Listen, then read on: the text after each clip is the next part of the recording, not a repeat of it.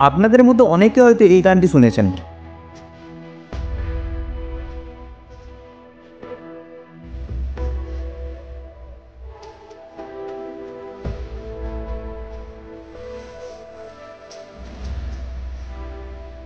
কিন্তু এর পেছনে রহস্য, কেন এই গানটি তৈরি হয়েছে এবং কিভাবে এটি আমাদের সনাতন ধর্মকে প্রকাশ করে, সেটা হয়তো অনেকেই জানেন না। চলুন বলি।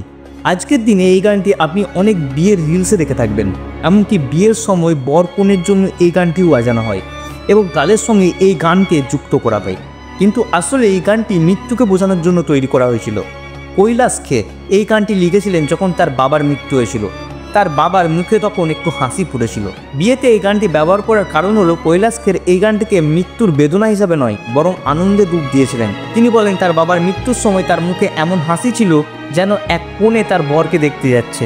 গানে যে পিয়ার কথা বলা হয়েছে, তিনি আসলে ভগবান, যার কাছে তার বাবা ফিরে যাচ্ছেন, আর এই যাত্রাপথে যেন এক দেবীও উদযাপন হচ্ছিল।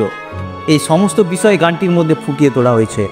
তাই এই ভিডিওটি শেয়ার করুন যাতে সবাই এই গানের গভীর অর্থটি জানতে পারে।